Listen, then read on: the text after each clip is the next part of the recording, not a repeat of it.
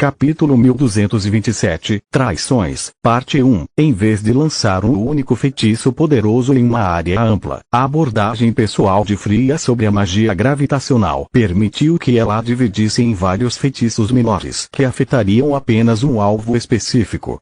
As coordenadas definidas pela magia dimensional de tarefa restringiriam constantemente Ardfall sem afetar o foco de Freya, que já havia começado a entoar seu feitiço pessoal de nível 5, dimensional Ruler. A desvantagem da técnica era que a magia gravitacional ainda exigia muito mana e tempo para ser preparada. Além disso, até mesmo um feitiço de nível 2 era na verdade a combinação de 6 feitiços elementares diferentes e precisava de um anel mágico de 2 níveis acima para ser armazenado. O anel de Freya foi feito com a técnica de Menadion, permitindo que ele segurasse 2 feitiços ao mesmo tempo, então ela só tinha mais um. Agora que a gaiola que os prendia havia desmoronado, Morok se transformou em sua forma de tirano e ativou a fusão de ar. Os elfos receberam a ordem de capturá-lo vivo, mas ele não tinha motivos para se conter. Ele tirou seus martelos de batalha gêmeos de uma mão de seu amuleto dimensional e abriu caminho para fora da franja. Os elfos tinham corpos poderosos para alguém com sua constituição, mas não eram páreo para uma besta imperador. A maioria deles evitou seus ataques por reflexo, enquanto aqueles que não o fizeram foram lançados voando como bonecas de pano. Tanto os elfos quanto o tirano tinham núcleos de mana azuis brilhantes e eram capazes de usar magia de fusão, mas isso apenas aumentou a diferença de destreza física entre eles. Os olhos de Morok lhe permitiram ver em todas as direções e ele se movia tão rápido que os construtos não conseguiam acompanhá-lo. Mrael amaldiçoou em voz alta quando o tirano escapou pela barreira prateada que separava a franja do resto de Mogar.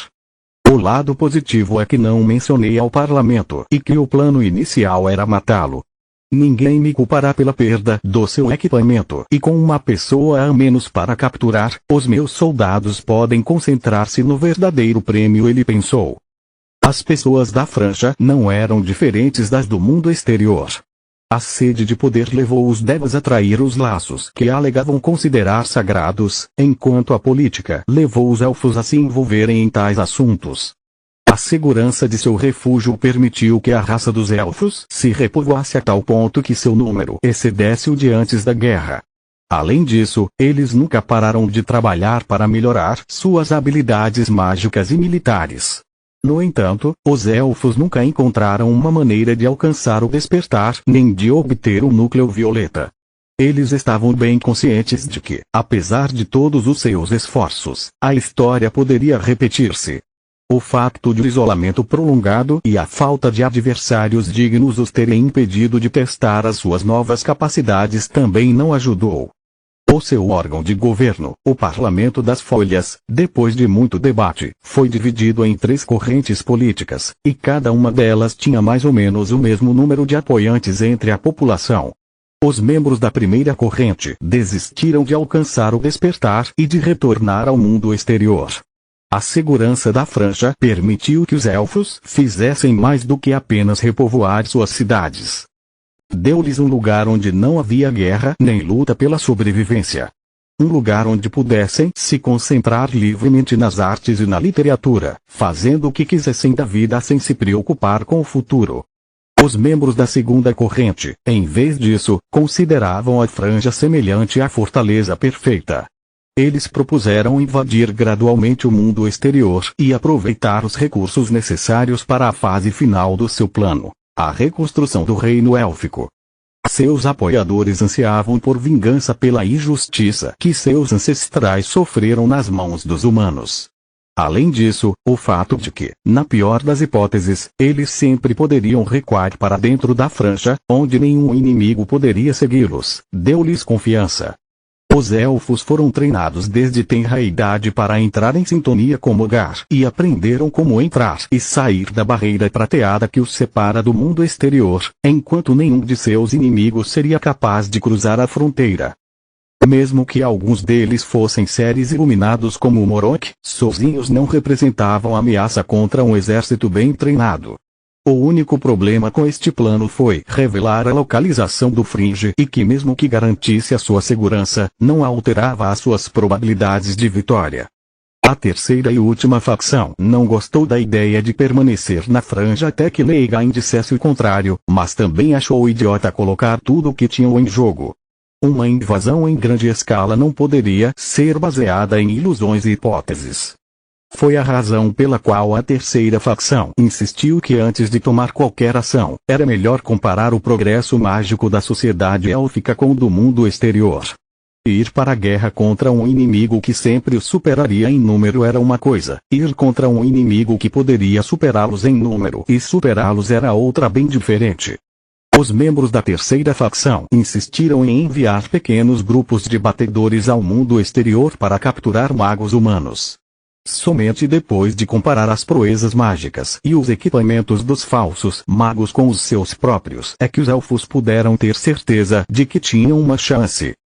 A chegada do grupo de Nalrond foi uma bênção para eles.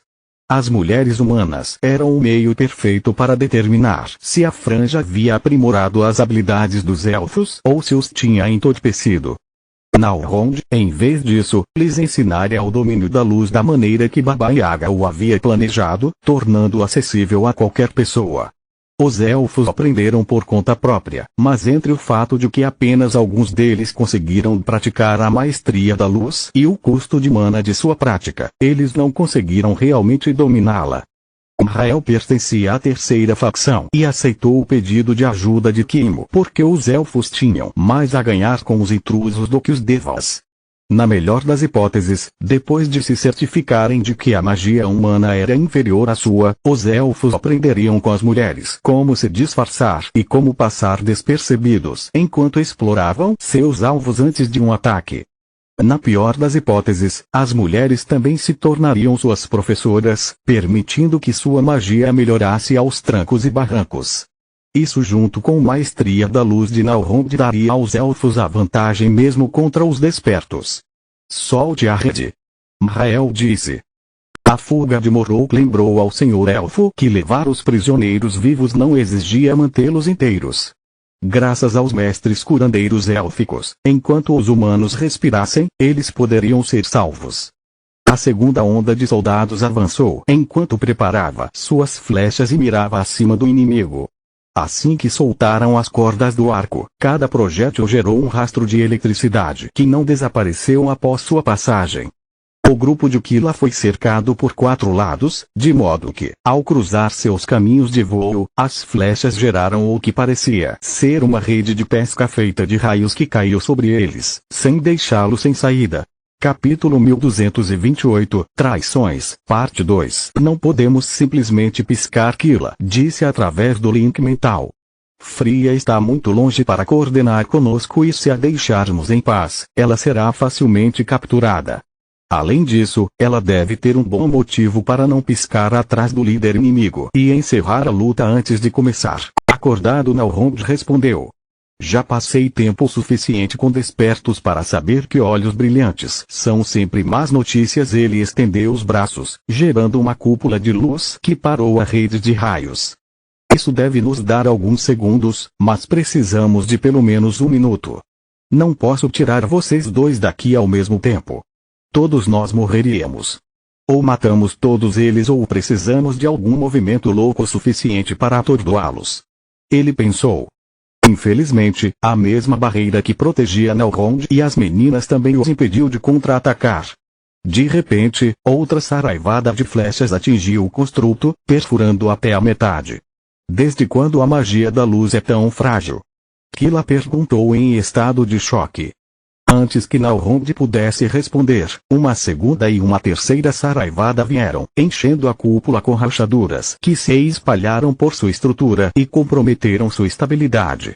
Os elfos tinham a capacidade de infundir em seus equipamentos o poder dos elementos sem a necessidade de qualquer encantamento. No passado, os humanos os confundiam com semideuses, porque até mesmo um galho de árvore se tornaria tão afiado quanto uma navalha se infundido com magia do ar, assim como um simples escudo de madeira poderia resistir a um touro em ataque após ser infundido com terra e fogo. Nalrond percebeu que mais uma saraivada de flechas seria suficiente para destruir a barreira e então a rede elétrica faria o resto. Em vez de tentar consertar a cúpula, ele a fez explodir. A onda de choque resultante desviou as flechas e empurrou a rede ao mesmo tempo. Além disso, os fragmentos afiados de luz forte pegaram os elfos de surpresa, ferindo a primeira fileira de arqueiros e danificando as cordas dos arcos. O truque de Nalrond deu a Fria o tempo para completar seu feitiço governante dimensional e a abertura que ela precisava para iniciar o contra-ataque. Com uma aura dourada agora ao seu redor, Fria começou a entoar fulguar enquanto piscava sem parar pelo campo de batalha. Mais uma vez, os elfos puderam ver, graças à visão da alma, onde ela apareceria e até mesmo que tipo de feitiço ela estava preparando, mas não conseguiram entender sua tática até que fosse tarde demais. Fria não piscou nas costas, nem tentou atacar os líderes inimigos que em Winrael. Seus pontos de saída apareciam bem no meio das formações inimigas, de modo que qualquer tentativa de esfaqueá-la ou acertá-la com um feitiço afetaria os elfos também. Eles reagiram quase instantaneamente, cercando o ponto de saída por todos os lados, enquanto miravam seus ataques para evitar seus sinais vitais. No entanto, tudo que eles atingiram foi um ao outro antes que uma poderosa explosão os fizesse voar em pedaços. Fria piscou uma fração de segundo após sua chegada, mas não antes de usar a consciência espacial perfeita que Fulguard lhe concedeu para posicionar os brilhos de luz dourada para que eles distorcessem os ataques que chegavam através dela como se ela fosse um fantasma.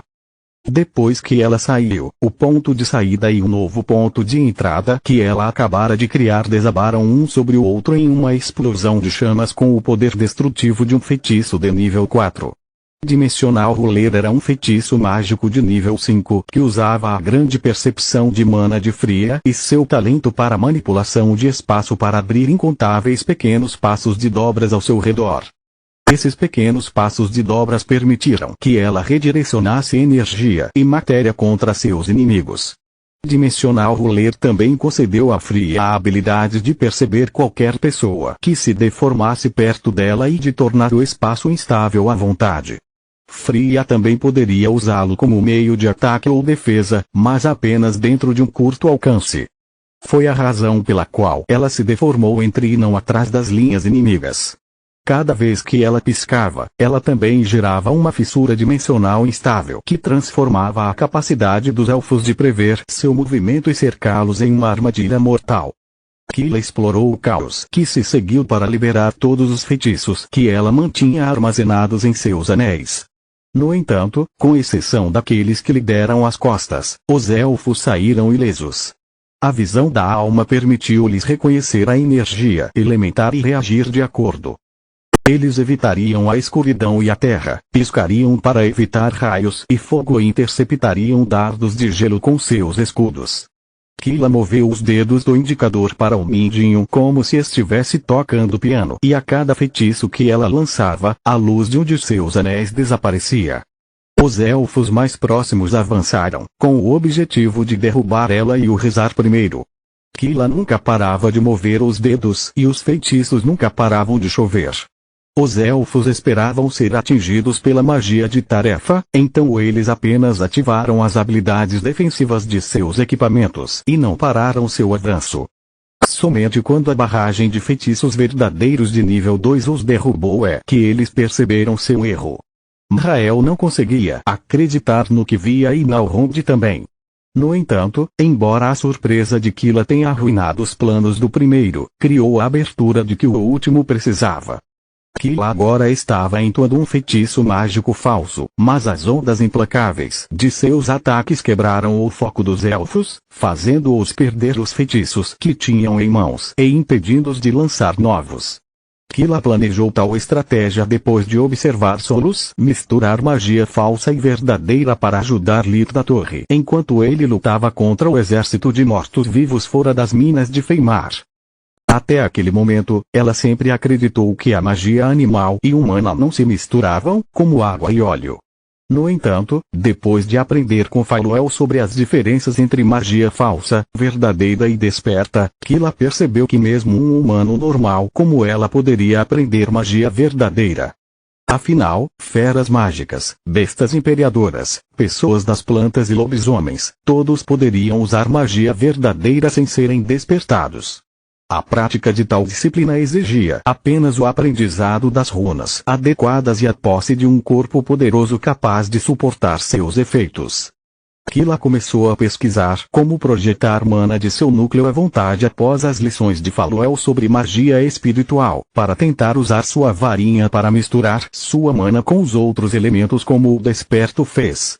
O treinamento físico de Faluel permitiu-lhe reforçar o corpo o suficiente para exercer muito mais energia do que antes, mas ela sempre falhou em resolver a questão principal do seu plano revolucionário.